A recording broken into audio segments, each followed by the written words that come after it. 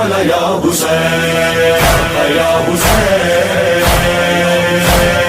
مولا یا حسین. رضا کا واقعہ ہے، حرم کا واقعہ ہے کہ کوئی باہر سے جرمن کا تھا یا کہیں کا انجینئر کسی وجہ سے آیا مشہد، تو اس نے دیکھا کہ حرم کو دیکھا، اس نے بولا کہ یہ کیا ہے، اتنے لوگ جا رہے ہیں. کہا کہ یہ خوب امام ہے، طبیب ہے، شفا دیتا ہے اور سارے کام کرتا ہے. تو اس نے بولا اگر ایسا ہے تو اس کا بھی اولاد بیٹا یا بیٹی کوئی بہت شدید مریض تھا، یعنی معلول تھا، اور اس نے اپنے حساب سے تو علاج کرا لیا تھا جو بھی، لیکن نہیں ہوتا تھا. تو اس نے بولا کہ اگر ایسا ہے تو میرے بیٹے کو بھی شفا مل جائے، یعنی وہ بھی ٹھیک ہو جائے. تو وہ خیر جب اپنے کاموں سے فارغ ہو کر جب وہ اپنے ہوٹل میں جہاں بھی جاتا ہے تو دیکھتا ہے کہ اسے گھر سے کالیں آئی ہوئی ہیں. تو وہ گھر فون کرتا ہے، پوچھتا ہے کیا ہوا. کہا کہ ایک شخص آیا اور میں نے اس کو کبھی دیکھا نہیں تھا، کبھی نہیں. تو ہم نے بولا کون ہے. کہا کہ تمہارے ہسبینڈ نے کہا ہے کہ بچہ بیمار ہے تو میں اسے دیکھنے آیا ہوں. کہا ہمیں پتہ ہی نہیں چلا، ہم اتنا اس کو روک سکے کچھ نہیں. وہ آیا اور بچے کے پاس تھوڑی دیر بیٹھا اور اس کے بعد گیا. بچہ بالکل ٹھیک ہو گیا ہے. کہا کہ کتنے بجے. تو جو وقت اس نے بتایا وہ وہی وقت تھا کہ جب اس نے حرم میں دعا مانگی تھی. اب وہ مسلم نہیں ہے، ہاں امام کو سمجھیں اظہار ہم محمد والے محمد صلی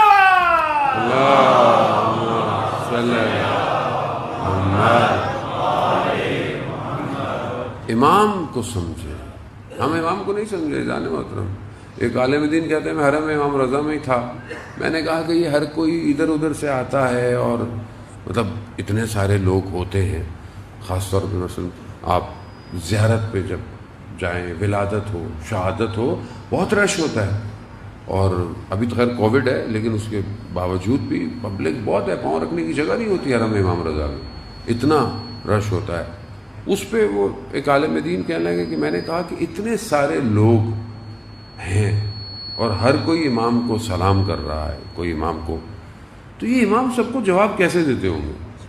ہر کوئی کہیں سے آتا. وہ خیابان امام رضا میں تو دور سے، کیونکہ جب بھی اکثر ہم جب بھی نصیب ہوتا ہے، اللہ تعالیٰ آپ سب کو زیارت نصیب فرمائے، جب بھی بندہ ایئرپورٹ سے آتا ہے تو خیابان امام رضا پہ گاڑی آتی ہے، ٹیکسی آتی، تو دور سے جو ہے وہ امام کا حرم نظر آ جاتا ہے. مطلب وہیں سے سلام کرتا ہے، تو ولل آ گیا ہے تو سلام کرتا ہے.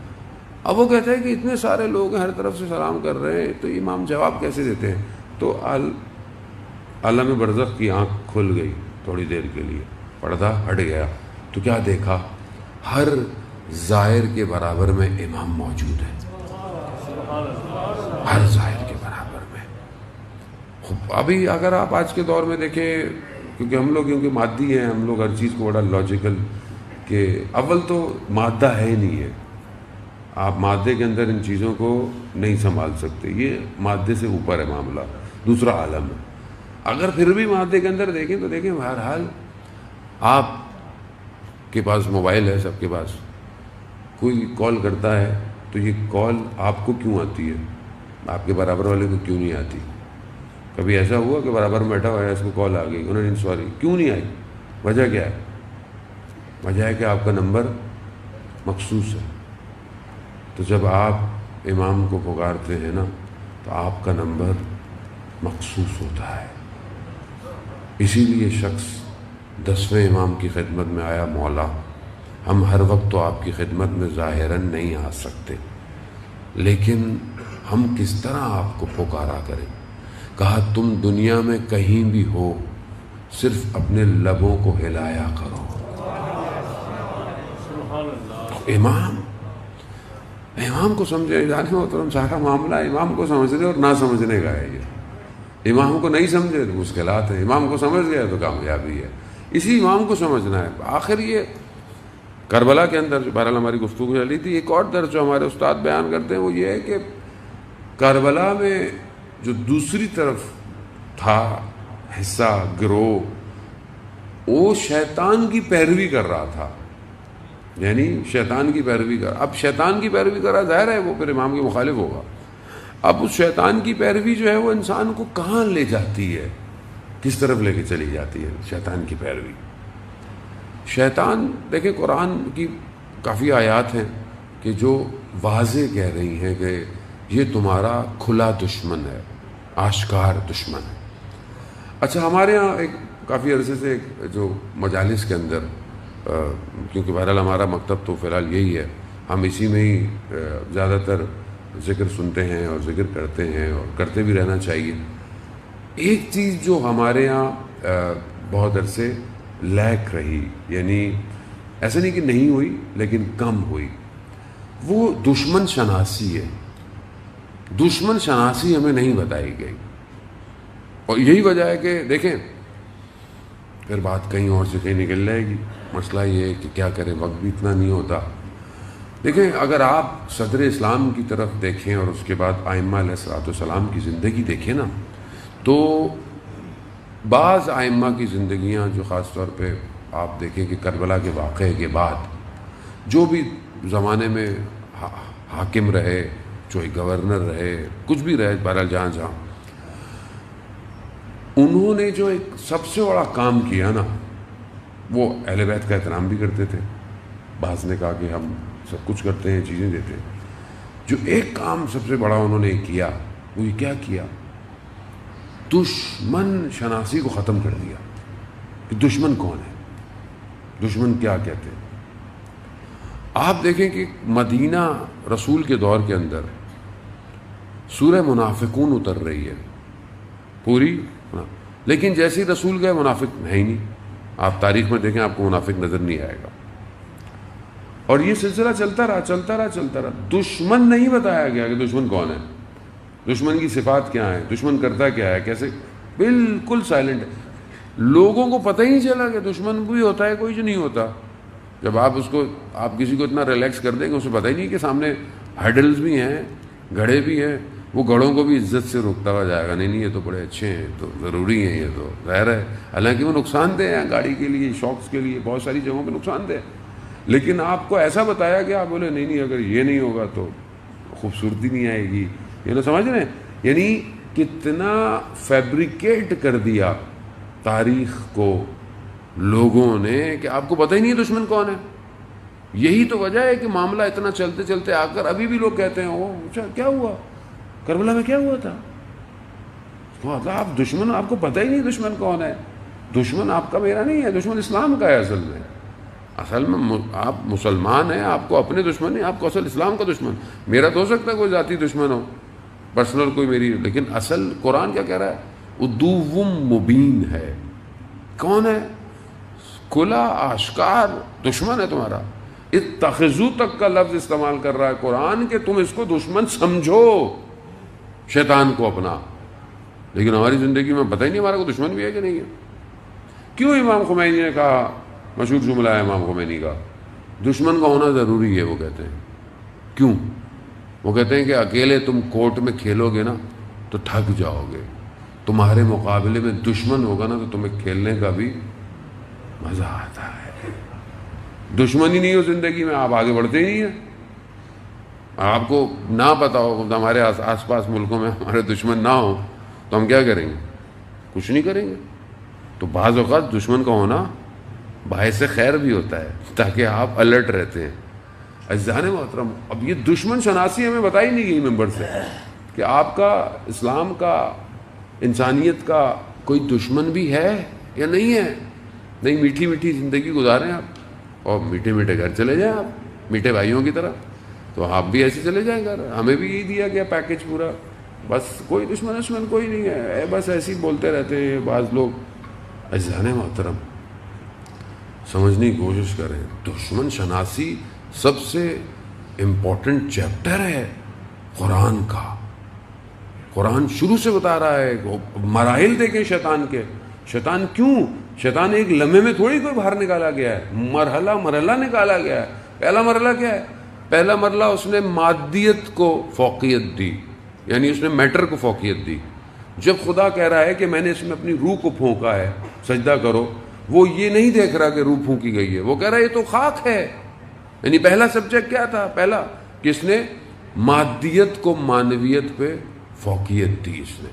مادہ گرا ہے دشمن کی یہ صفت جو ہے، مادہ گرا ہونا یعنی دنیا گرا یعنی مٹلسٹک ہونا، یہ شیطان کا پہلا مرحلہ ہے.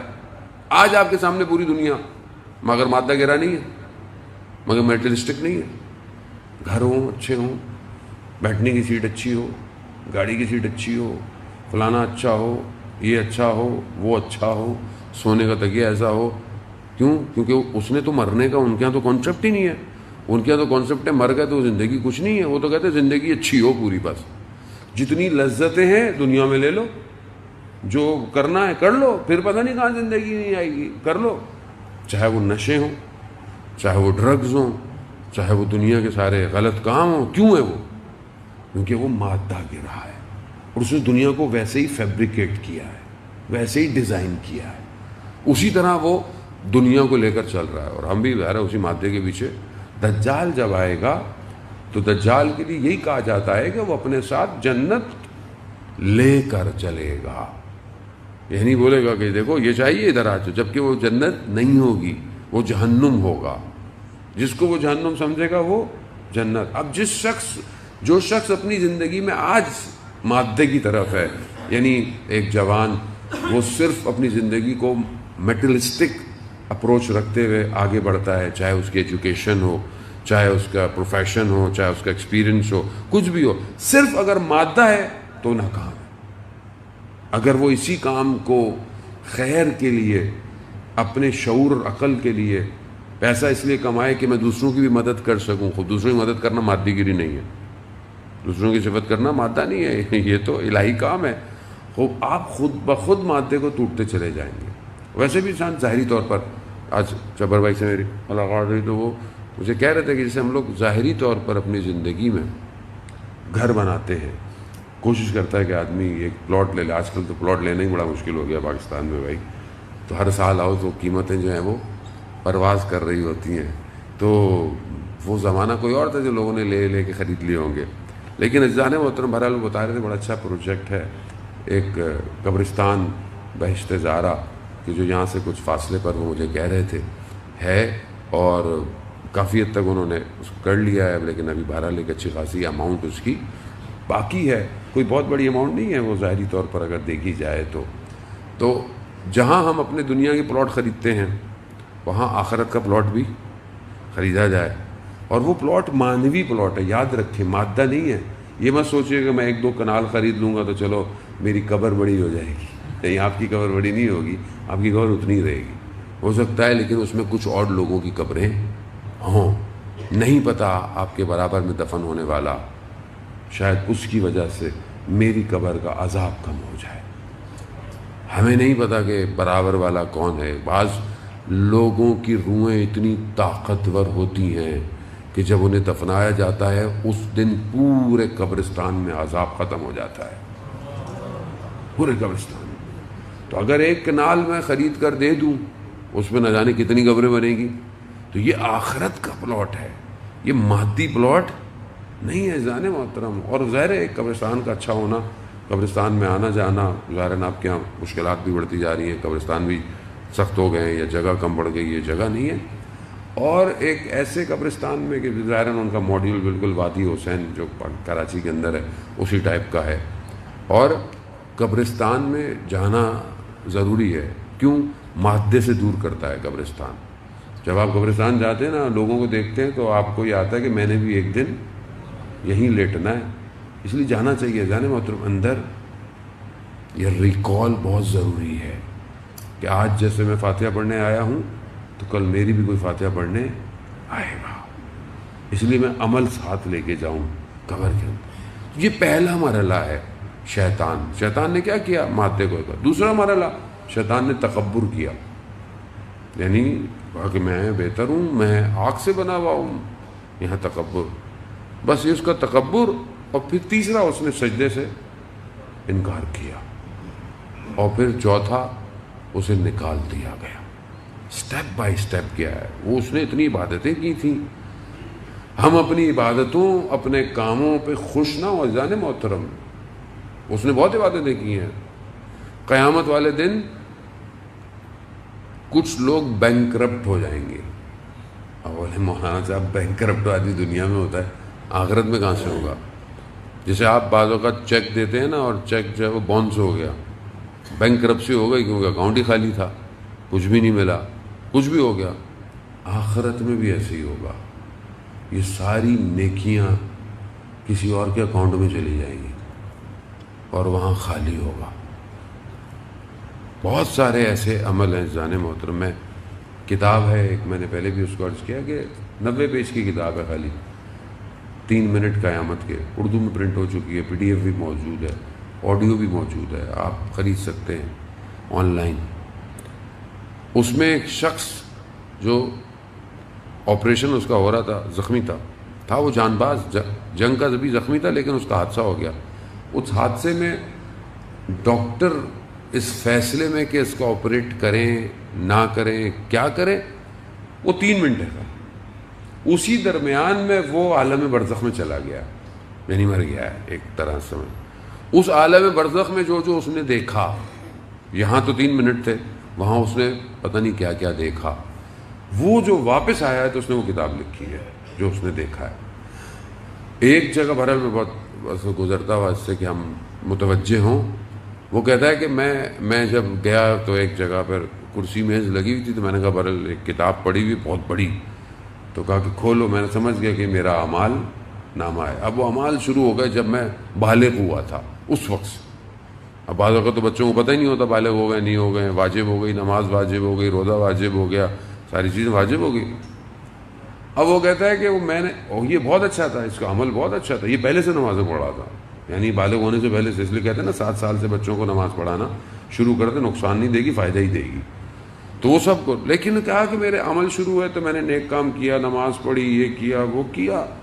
رات یعنی اس دن کا آخر میں دیکھا میرے سے ایک غیبت ہوئی. کہا کہ اس دن کا پورا عمل اڑنا شروع ہو گیا, صفحہ خالی. اگلا صفحہ کھولا, پھر شروع, تم نے یہ نیک کام کیا, تم نے اس کی مدد کی, یہ کیا وہ کیا. تم رات کو اپنی انجمن میں ماتم کرنے گئے مگر تم دکھانے کے لیے گئے, پھر سارے اعمال اڑ گئے, خالی ہوتا رہا. جان موت بعض عمل ایسے ہیں جو کھا جاتے ہیں انسان کی نیکیوں کو. خوب شیطان کا کام ہی یہی ہے, آپ بہت اچھا کریں, آپ سے غلطی کرائے گا, ختم. لیکن اس لیے بعض لوگ کہتے ہیں کہ مولانا صاحب دل نہیں چاہتا.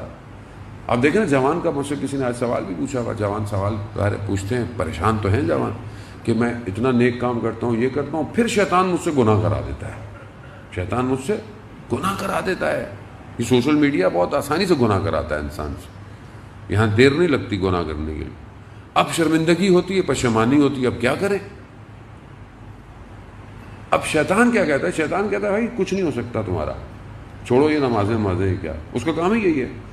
لیکن پھر بھی جب بھی آپ نماز پڑھتے ہیں, روایت کہتی ہے کہ شیطان کی ناک زمین پر رگڑی جاتی ہے جب کوئی شخص نماز پڑھتا ہے. صدر اسلام میں اصحاب رسول خدا حضرت محمد مصطفیٰ صلی اللہ علیہ وسلم صلی اللہ محمد رسول کی خدمت میں آئے, یا رسول اللہ فلانا شخص جوان ہے, وہ گناہ کرتا ہے. کہا نماز پڑھتا ہے؟ کہا ہاں نماز تو پڑھتا ہے. کہا بس ٹھیک ہے, قرآن کہہ رہا ہے کہ ان الصلاۃ, نماز جو ہے وہ کیا ہے, فحشاء اور منکر سے دور کرتی ہے. خوب پڑھتا ہے تو کوئی نہ کوئی آہستہ آہستہ آہستہ آہستہ نماز نہیں چھوڑے. عزیزان محترم, خاص طور پر جوانوں کو, شیطان وسوسے کرے گا آپ کو, شیطان بہکائے گا آپ, نماز نہیں چھوڑے, پڑھتے رہے. ایک دن یہی نماز آپ کو بچا لے گی. شیطان کا کام ہی یہی ہے کہ وہ آہستہ آہستہ انسان کو, آپ نیک کام کریں گے, ابھی یہاں سے جائیں نیک کام کریں, آپ کہیں چائے بیٹھے پی رہے ہوں, کھانا, آپ سے غیبت کرائے گا. غیبت کیا کرتا ہے, جتنی نیکیاں آپ کی تھی نا, جس کی آپ نے غیبت کی اس کے اکاؤنٹ میں چلی گئی.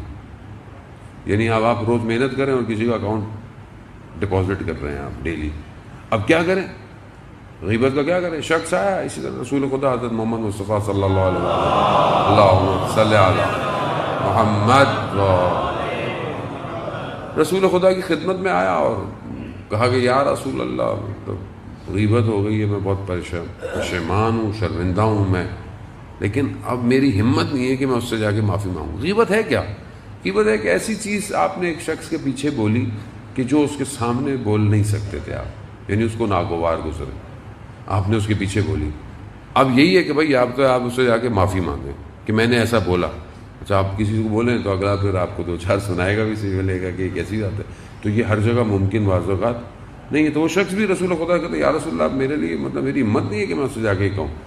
تو رسول خدا کہتے ہیں بہرحال پھر دو کام، ایک استغفار اور ایک اس کے حق میں دعا کرو. جس کی غیبت کی ہے اس کے حق میں دعا کرو. عزیزان محترم، زندگی کا کوئی بھروسہ نہیں ہے. ویسی شارٹ لسٹ ہوئی ہوئی ہے، پینڈیمک آیا ہوا ہے، تیزی سے آدمی فارغ ہو رہا ہے. آپ یقین کریں کوئی کینہ عداوت نہ رکھیں دل میں. شیطان کا جو دوسرا حربہ ہے نا خطرناک، وہ رشتوں کو خراب کرتا ہے. آپ رات کو آپ کے ساتھ کوئی برا بھی کرتا ہے نا، آپ اس کے لیے دعا کریں، کوئی فرق نہیں پڑتا کیا کرے گا، برا کتنا برا کر لے گا آپ کے لیے. شیطان کے جب یہ رات کو پوری فوج جمع ہوتی ہے، کیونکہ آج بہرحال موضوع شیطان ہے تو اس لیے آج آپ کو برداشت تو کرنا پڑے گا. صلوات بھیجتے محمد والے محمد.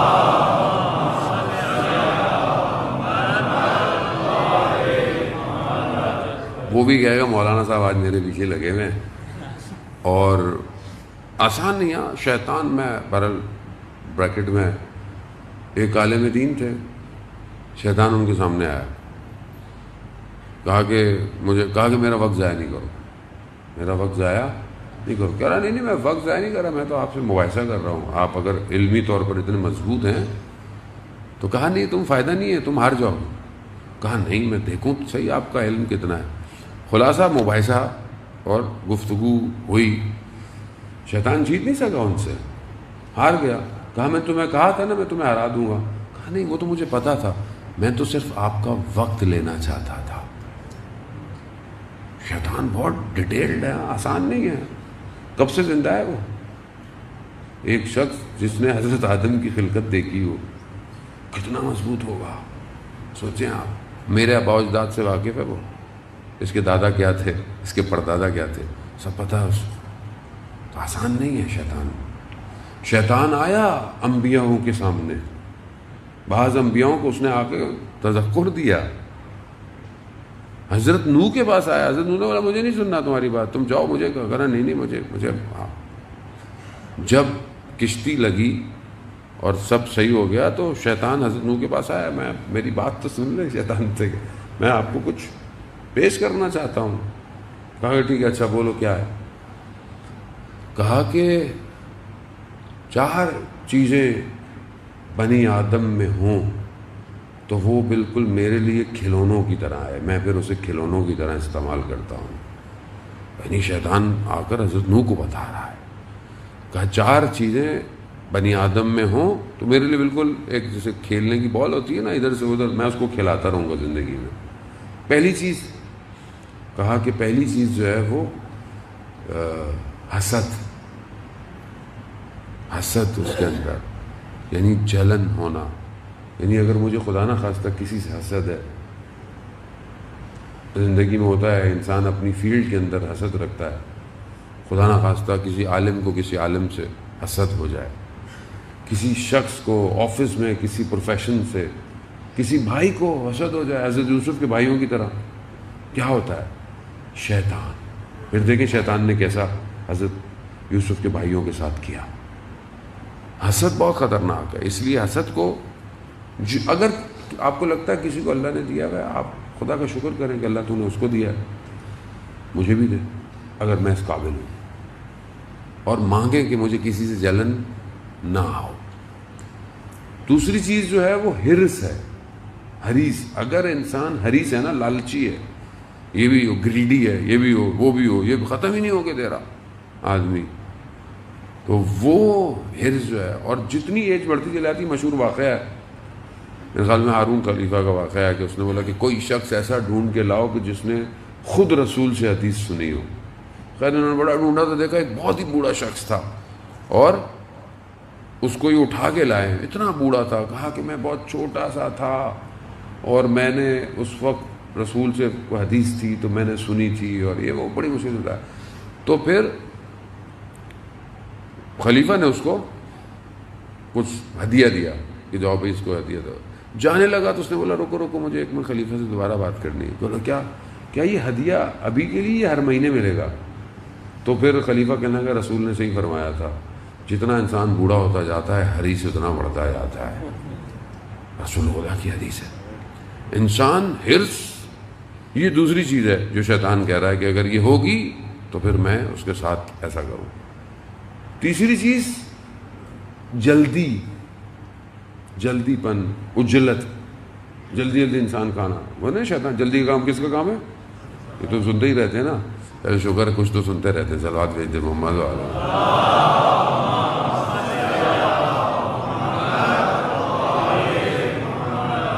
اس لیے کہتے ہیں کہ کام طریقے سے کریں، اتنا تیزی سے کاموں کو انجام نہ دیں. اور چوتھی چیز جو ہے وہ بخل ہے، یعنی کنجوس. بلکہ جو قرآن اس حدیث کے اندر، کیونکہ یہ حدیث امام جعفر صادق علیہ السلام صلی علی محمد امام نے بیان کی ہے، تو اس کے اندر جو بخل کا لفظ ہے نا، کنجوسی کا، وہ ایک لیول ہائر ہے. یعنی ایک کنجوس کون ہوتا ہے؟ بخل کے اپنا کچھ دیتا نہیں ہے، لیکن وہ ایک لیول اتنا آتا ہے کہ کوئی اور بھی دے رہا ہو نا تو اس کو وہ بھی نہیں اچھا لگتا. یعنی بعض وقت آپ ساتھ جا رہے ہوتے نا، آپ دیتے ہو نکال کے، وہ کہہ رہا بھائی کیوں دے رہے ہو اتنا زیادہ. وہ کنجوس سے بھی ایک لیول ہائی ہوتا ہے. بھائی خود نہیں دے رہا دوسرے کو دینا تو اس کو بھی روکتا ہے.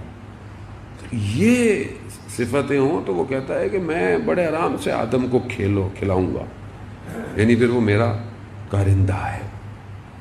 شیطان کی جو بہرحال وقت جو ہے وہ بہت تیزی سے آگئی. شیطان کا جو ایک اور حربہ ہے کہ جو آج کل بہت پریکٹیکل ہماری لائف کے اندر ہے، وہ یہ ہے کہ عزیز و اقارب، بہن بھائی، میاں بیوی، ماں باپ، رشتہ دار، ان میں آپس میں ان کو لڑاؤ، نفرت، مس انڈرسٹینڈنگ. آپ کے سامنے ذرا سی بات پہ آج گھر بریک ہو جاتے ہیں. ذرا سی کنسلٹنسی ہم کرتے ہیں لوگوں کی، ڈائیورس، یہ ایشو. وجہ کیا ہے؟ جب وجہ دیکھتے ہیں تو وجہ تو کوئی ہوتی نہیں ہے. ایک بات تھی، خالی ذرا سی بات تھی، کسی بات کی وجہ سے جو ہے وہ، حالانکہ کوئی ایسی بات نہیں تھی. اگر تھوڑا خاموش ہو جاتے، صبر کر جاتے تو مسئلہ حل ہو جاتا. شیطان کے کرندے جب رات کو جمع ہوتے ہیں تو سب سے زیادہ شیطان جو خوش ہوتا ہے وہ اس بات پہ ہوتا ہے کہ جب ایک شیطان نے میاں بیوی کو لڑایا ہوتا ہے، سب سے زیادہ خوشی اسے اس پہ ہوتی ہے. کیونکہ جب ایک گھر سپلٹ ہو جائے گا تو پھر تو سارے کام ہی برباد ہو جائیں گے. پھر تو اب کیا نیکیاں، کیا نمازیں، کیا روزے، سب فارغ ہو جاتا ہے. تو ہمیں جو ہے وہ یہ چند چیزیں، میں چند چیزیں بہت تیزی سے، کہ ہم کس طرح ان گناہوں کو جو ہے وہ ختم کریں. یعنی یہ جو گناہ ہو رہے ہیں، روایات ہے کہ کچھ چیزیں ایسی ہیں کہ جس کی وجہ سے سیئات حسنات میں بدل جاتے ہیں. گناہ اگر غلطی کی ہے تو وہ خدا ان کو حسنات میں بدل دیتا ہے. اور بڑا تیزی سے، اور اب سے التماس سے دعا کا طالب ہوں. ایک چیز جو ہے وہ صدق ہے، یعنی سچائی ہے. سچا آدمی گناہوں کو حسنات میں تبدیل کروا دیتا ہے. دوسری چیز حسن خلق ہے، یعنی آپ کا اچھا اخلاق. انسان کا اچھا اخلاق ہونا انسان کی بہت ساری چیزیں پروردگار بخش دیتا ہے. بہت سارے واقعات ہیں، بہرحال وقت میں دامن میں گنجائش نہیں ہے. صدر اسلام کے ایسے واقعات ہیں، ایسی ہستیاں رسول کے سامنے آئیں، دوسرے قبائل کی تھیں، لیکن رسول نے ان کے اخلاق کو دیکھ کر ان کو بخش دیا. ان کے اخلاق ایسے تھے. انسان کا اخلاق اچھا ہونا، اس کا بیہیویئر بہت ضروری ہے. علامہ تقی جعفری کہتے ہیں کہ میں ایک دفعہ گھر آیا، کسی بات پہ زوجہ کے ساتھ بڑا اختلاف ہوا، اور اختلاف بڑا ہو رہا تھا تو اچانک سے میں نے اپنی زوجہ کا ہاتھ پکڑا اور بوسہ لے لیا. وہ سب بیٹھ گیا اور کہا اس کے بعد خدا کی میرے پر ایک خاص عنایت شروع ہو گئی. کیوں؟ کیونکہ آپ نے شور کو اپنے اخلاق سے ختم کرا. سامنے والا، آپ ہو سکتا ہے سامنے والا رائٹ نہیں ہے لیکن غصے میں ہے اس ٹائم، آپ خاموش ہو جائیں، آپ اپنے اچھے اخلاق کا مظاہرہ کریں، کیا فرق پڑتا ہے. اب آپ بھی اگر وہی کریں گے جو وہ کر رہا ہے تو پھر آپ میں اس میں فرق کیا رہ جائے گا؟ بعض اوقات انسان گاڑی گزرتی ہے، سائیکل گزر جائے، موٹر سائیکل گزر جائے، اتنی شروع ہو جاتا ہے کہ پتہ نہیں جو سب بھر کے